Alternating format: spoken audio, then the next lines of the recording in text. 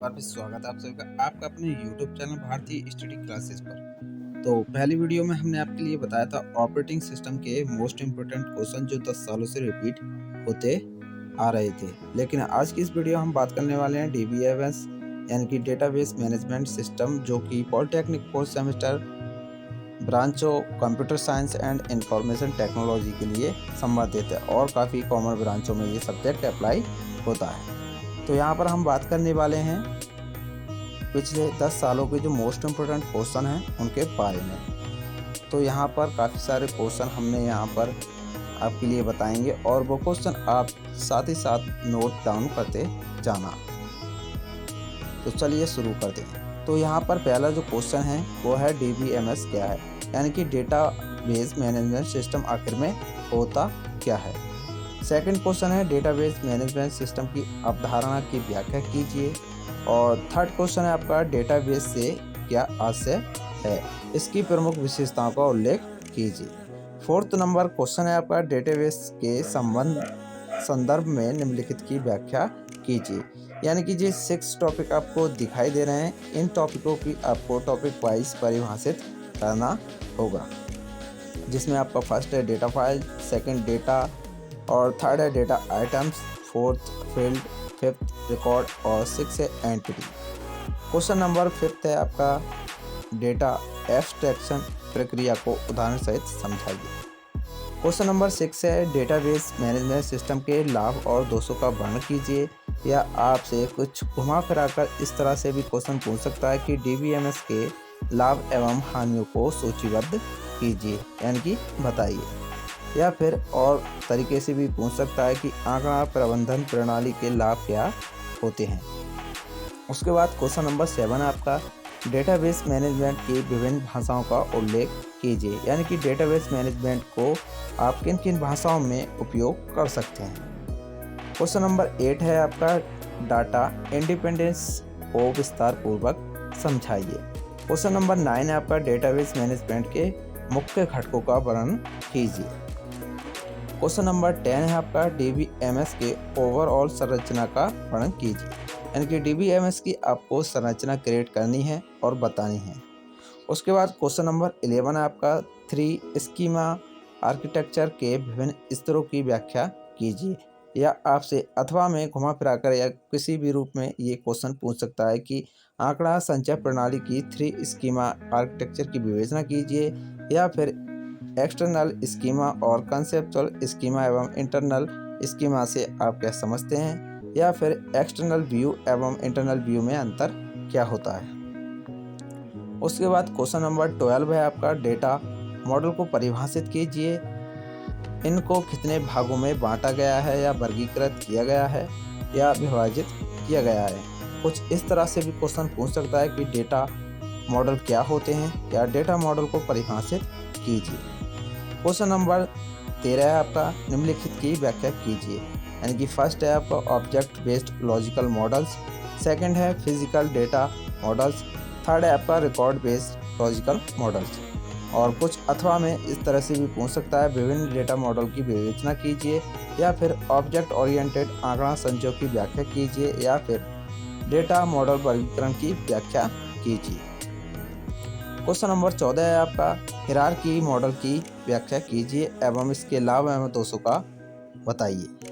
Question number 15 है आपका network database model की व्याख्या कीजिए तथा इसके लाभ तथा दोषों का विवरण कीजिए। क्वेश्चन नंबर 16 है आपका एंटिटी रिलेशनशिप मॉडल से आप क्या समझते हैं, इसके महत्वपूर्ण फीचर्स बताइए।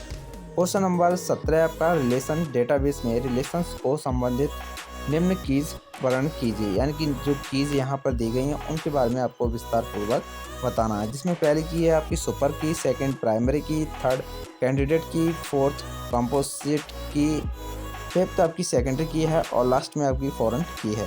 ये मोस्ट इम्पोर्टेंट हेडिंग है और मोस्ट इम्पोर्टेंट क्वेश्चन है, हर साल रिपीट हुआ क्वेश्चन है।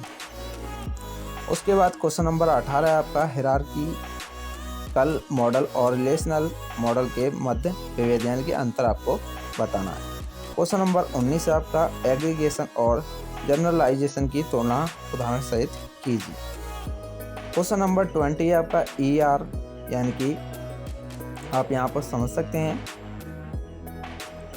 एंटिटी रिलेशनशिप डायग्राम का उल्लेख कीजिए। ईआर डायग्राम में प्रयुक्त होने वाले संकेत चिन्हों के अर्थ बताइए, यानी कि जो उसमें प्रयुक्त होने वाले नोटेशन हैं उनके बारे में बताइए। क्वेश्चन नंबर 21 है आपका ईआर डायग्राम को ईआर स्कीमा में प्रदर्शित करने की विवेचना कीजिए, या अथवा में पूछ सकता है कि ईआर आरेख प्रदर्शित करने की परंपराओं पर संक्षिप्त चर्चा कीजिए, या फिर लाइब्रेरी मैनेजमेंट सिस्टम के लिए ईआर डायग्राम बनाइए। क्वेश्चन नंबर आपका 22 यानी कि 22 है, रिलेशनल डेटाबेस मॉडल से आप क्या समझते हैं, इसके लाभ एवं दोषों का वर्णन कीजिए, या फिर RDBMS को परिभाषित कीजिए एवं साथ ही इसकी विशेषताएं भी बताइए। क्वेश्चन नंबर 23 यानी कि 23 है आपका, रिलेशनल डेटाबेस के लिए डॉक्टर कोड के 12 नियम यानी कि डॉक्टर कोड हैं, उनके कुछ 12 नियम हैं वो आपको इस क्वेश्चन में बताने होते हैं। उसके बाद 24 क्वेश्चन नंबर है आपका, डोमेन्स, एट्रीब्यूट्स, ट्यूपल्स और रिलेशंस को विस्तार पूर्वक समझाइए। क्वेश्चन नंबर आपका 25 है, रिलेशनल अलजेब्रा क्या है। क्वेश्चन नंबर 26 है आपका, सेट ओरिएंटेड ऑपरेशंस को समझाते हुए इसके अंतर्गत निम्न ऑपरेशंस को बताइए।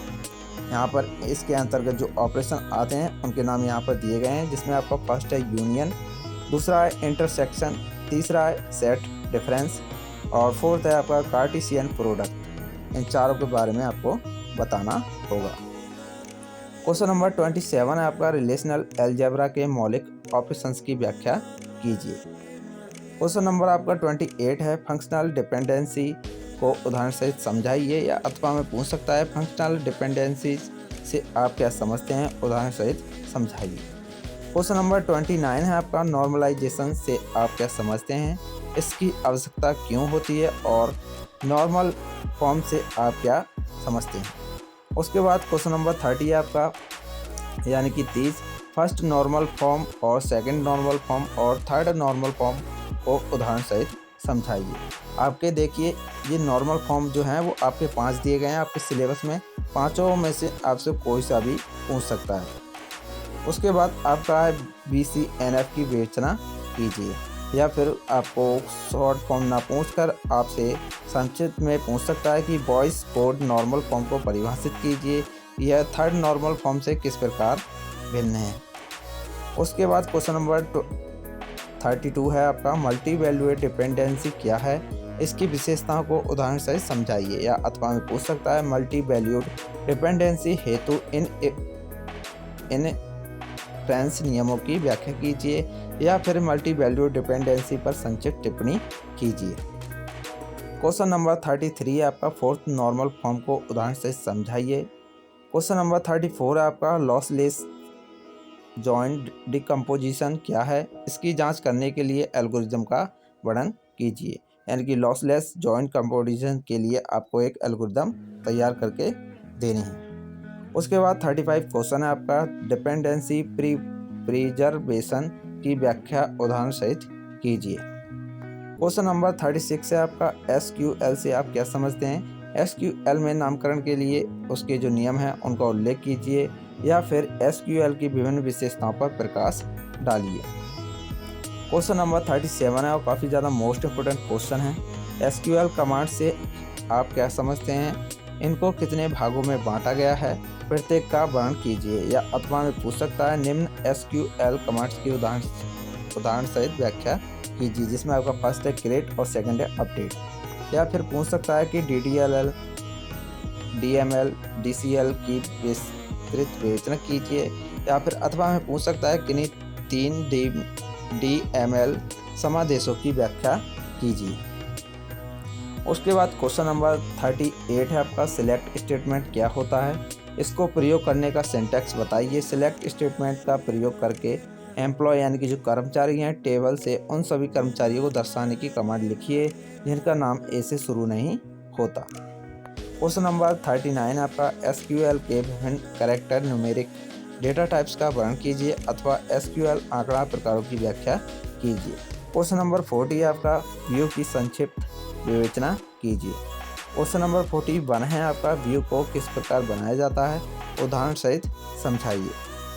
क्वेश्चन नंबर 42 है आपका, जॉइन ऑपरेशन में फॉरेन की क्या भूमिका होती है उसके बारे में बताइए। क्वेश्चन नंबर 43 है आपका, इंडेक्स को विस्तार पूर्वक समझाइए एवं इंडेक्स कितने प्रकार के होते हैं उनके बारे में वर्णन कीजिए। क्वेश्चन नंबर 44 है आपका, यूजर डिफाइंस फंक्शन को उदाहरण सहित समझाइए। क्वेश्चन नंबर 45 है, PL SQL प्रोसीड्यूर को समझाइए तथा इसके पैरामीटरों के प्रकारों को भी समझाइए।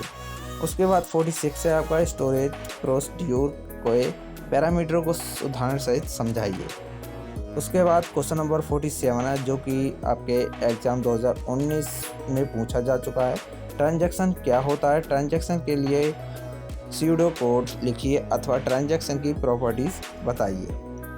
क्वेश्चन नंबर 48 है आपका, कर्सर को विस्तार पूर्वक वर्णन कीजिए एवं कर्सर कितने प्रकार के होते हैं उनके बारे में उल्लेख कीजिए। फिर पूछ सकता है कि कर्सर ऑपरेशंसों का उल्लेख कीजिए। क्वेश्चन नंबर 49 है आपका, IF स्टेटमेंट पर संक्षिप्त टिप्पणी लिखिए। क्वेश्चन नंबर 50 है आपका, NoSQL का परिचय दीजिए एवं इसकी विशेषताओं का वर्णन कीजिए। क्वेश्चन नंबर 51 है आपका, ऑथोराइजेशन क्या है। डेटाबेस के क्षेत्र एवं डेटाबेस स्कीमा को संशोधित करने के लिए प्रयुक्त इसके विभिन्न रूपों के बारे में बताइए। क्वेश्चन नंबर 52 है आपका, इंटीग्रिटी कॉन्स्टेंट्स क्या होते हैं, इनका क्या उपयोग है और इंटीग्रिटी कॉन्स्टेंट्स पर संक्षिप्त टिप्पणी लिखिए तथा इसके प्रकार के बारे में बताइए। क्वेश्चन नंबर 53 है आपका, टेबल से संबंधित कॉन्स्टेंट्स का वर्णन कीजिए। उसके बाद क्वेश्चन नंबर 54 है, जो कि काफ़ी ज़्यादा मोस्ट इम्पोर्टेंट क्वेश्चन है और लॉन्ग भी है। डेटाबेस मैनेजमेंट सिस्टम से संबंधित निम्न कॉन्स्टेंट्स का वर्णन कीजिए, जिसमें आपका फर्स्ट है प्राइमरी की कॉन्स्टेंट, सेकंड है फॉरेन की, यूनिक, चेक और डिफ़ॉल्ट कॉन्स्टेंट। उसके बाद 55 क्वेश्चन नंबर है आपका, कॉन्स्टेंट को ऐड और रिमूव किस प्रकार किया जाता है। क्वेश्चन नंबर 56 है आपका, इनक्रिप्शन को समझाइए एवं इनक्रिप्शन की विवेचना कीजिए, या फिर इनक्रिप्शन क्या है, किसी एक इनक्रिप्शन तकनीकी की व्याख्या कीजिए, या इसी में पूछ सकता है आपका क्रिप्टोग्राफी आखिर में होती क्या है। ये आपके 56 यानी कि 56 मोस्ट इम्पोर्टेंट क्वेश्चन है जो पिछले 10 सालों से आपसे पूछे जा रहे हैं। अगर आप हमारे चैनल पर जुड़ना चाहते हैं, अगर अच्छे एग्जाम में नंबर लाना चाहते हैं कि हमारी कोई भी बैक ना लगे, तो आप हमारे चैनल को ज़रूर सब्सक्राइब कर लें और साथ ही साथ आप हमारे टेलीग्राम चैनल को ज्वाइन कर लें, जिससे कि आपको सभी प्रकार की जानकारी और जो आपकी तैयारी के लिए जो स्टडी मटेरियल है, जो PDF नोट्स वगैरह हैं, वो आपको साथ ही साथ मिलती रहे। तो चलिए आप चलते हैं, मिलेंगे अगली वीडियो में। धन्यवाद।